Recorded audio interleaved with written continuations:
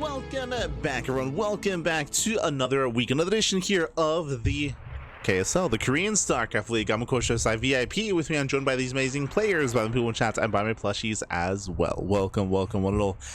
It has been a couple days. It's been a couple days since we've been live here on the channel, of course. Happy New Year, baby. Happy New Year. Happy holidays. Hope you all had a great Christmas and New Year as we are entering the first cast of the season of the year of 2026. Baby. Let's go. So again, I hope you all had a great time. We did take, I want to say, 3 days off, right? At least from casting. We took off the 2nd, the 1st, and the 31st. Actually, more than that. Jesus, oh my god. We actually haven't casted since Sunday. I do recall that we were going to be casting on Monday, but we didn't have the Wardy replays, unfortunately. So we did miss out on a Wardy replay cast on Monday.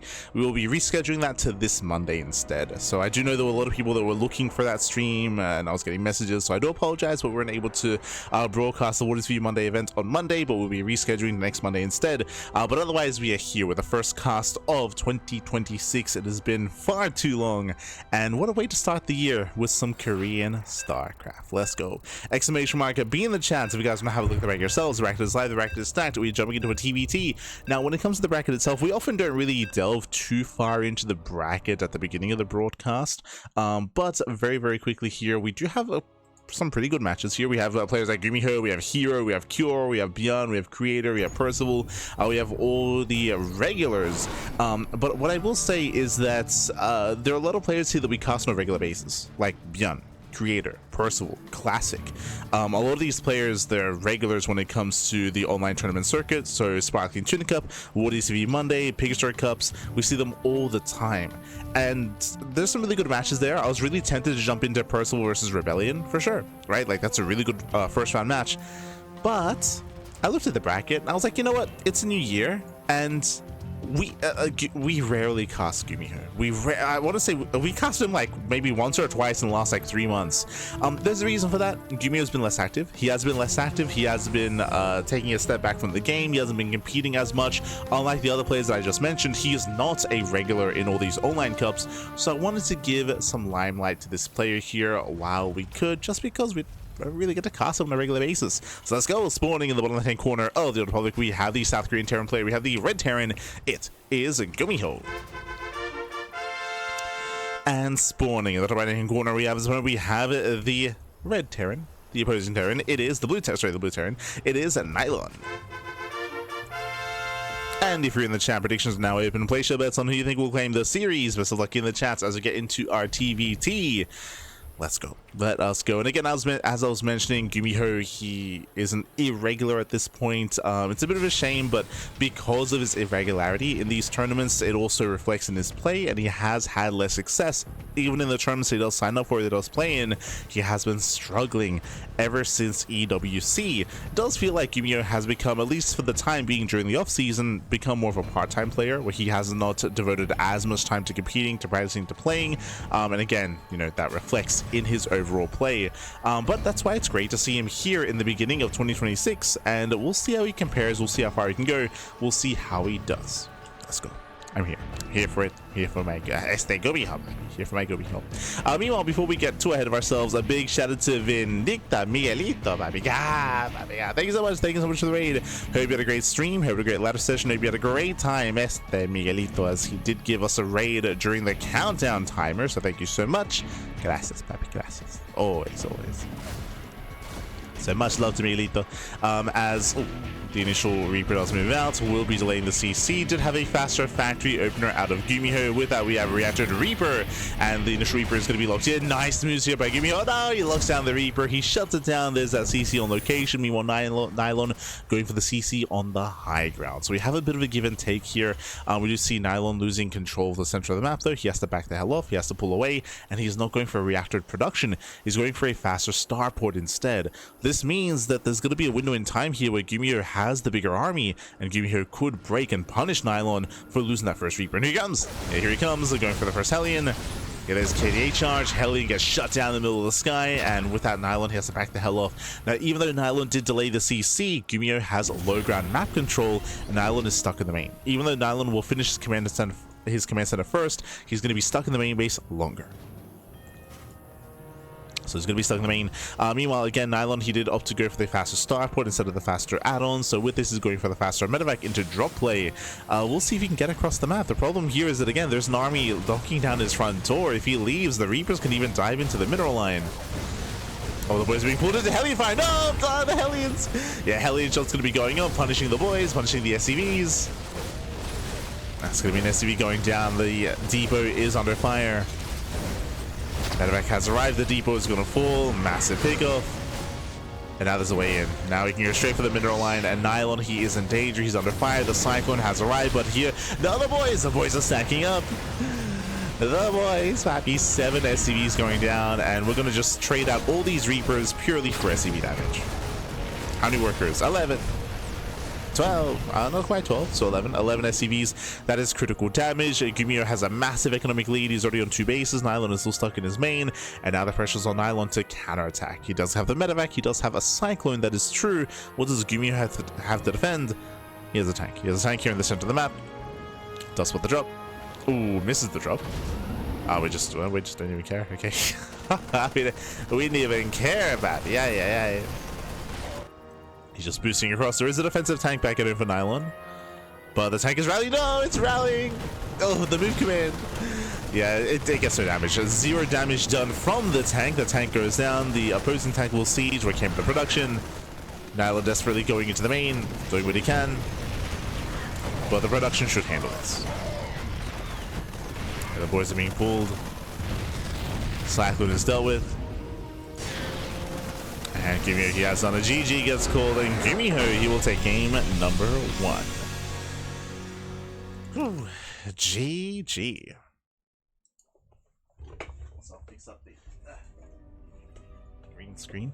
But GG will play with that. GuMiho will take a lead in the series, and we'll see if he can extend that lead even further. We'll see if Nilon can bounce back. Of course, Nilon, he is a more amateur player stepping into the ring here against GuMiho. But regardless, a big shout out to Nilon for actually taking part and competing and facing off against GuMiho. Let's go. Right, let's go. Just catching up in the chat. Happy New Year. Happy New Year. Yes. Quack, happy quack. Stay later. C007 in the chat. Gimme God. Gimme God. So Ryan earlier. Ragnar is of course competing, is in the bracket. Si Setsuna, Sando, Jadov. Bienvenidos. I do apologize. I already noticed that I was like misspeaking a little bit and slurring my words. I don't know if it's going to change throughout the broadcast. I'm running on fumes, but running on fumes. We got like 5 hours of sleep today. Thankfully, this is the only cast for today, so I was going to say I plan on going to bed. I don't really have time to, but I'll try to get some rest. Try to have a nap after the cast for a couple of hours. For those who maybe don't follow the CranKy Ducklings outside of the capacity of this channel, even though we've been taking some days off here from casting, we have not been taking days off from streaming. We have been live. I've been streaming ladder sessions, StarCraft. For the past 2 days, we have been playing Divinity, Divinity Original Sin 2. It was a crazy comeback. For those that again know the history of the CranKy Ducklings, you would know that we streamed Divinity Original Sin 2 back in 2019. End of 2019, beginning of 2020, and that was the last time we streamed it because we just life caught up with us, whether it was with casting or studies or work.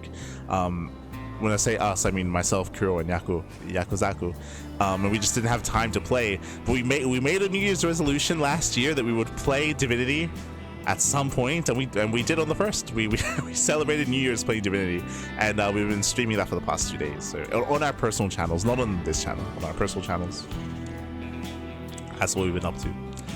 But here we go, because we're proxying. It's going to be a short game. In the bottom left-hand corner, we have the South Korean Terran player. He's already leading the series 1-0, and he's here to claim it and advance on into the next round. It is GuMiho going for the proxy 2 racks.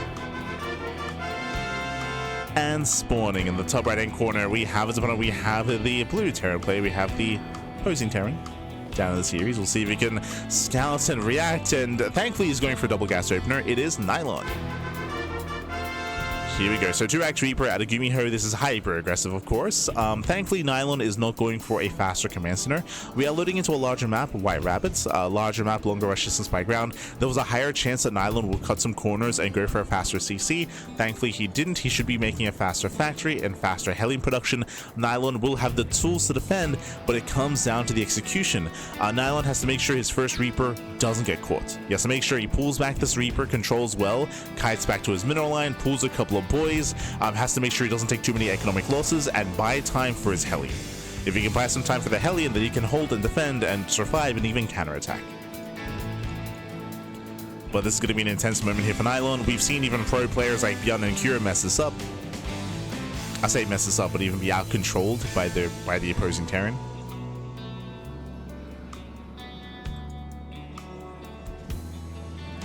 And here we go. Reapers are moving in. Oh no, he gets caught. Yeah, he gets caught out. That's a lot of hits already on the first Reaper, and he's going to get caught out. The boys are being pulled. Does he get away? Oh no! Can he get away? He can. The Reaper gets sniped. Massive pickoff, and now the second Reaper will go down as well. Oh god, 2 Reapers full. We still have 3 Reapers for GuMiho. SCVs are now going to be going down, and now we can start to camp at the production. GG. GG gets called. Critical damage. As we mentioned, you cannot afford to lose your first Reaper. There was an opportunity for Nilon when he pulled back into his mineral line to pull extra boys and surround the Reaper, but he didn't. He just pulled the initial like 3 or 4, and he lost both Reapers. GG. GG, well played. We cannot afford those losses here. Not this early on, and GuMiho will claim the series. GG, well played. Again, a very intense, very high octane early game there. Again, GuMiho putting the pressure on Nilon, and Nilon crumbling under the pressure as well. Again, it is easy to just be the spectator looking on the game itself, but being in the hot seats, being in those shoes, and trying to preserve your Reapers, react fast enough to pull away after the first shot to make sure you don't lose your Reaper, to pull the boys, and to try to mic your heart out to make sure you minimize losses. It is a very difficult thing to do. GG, well played. And again, we've seen even pro players, the best Terran players in the world, crumble under said pressure as well at times. But congratulations to GuMiho. He will claim the series he'll advance on, and let's catch up on the rest of the bracket. Let's go. Exclamation mark, be in the chat to have a look at the back here.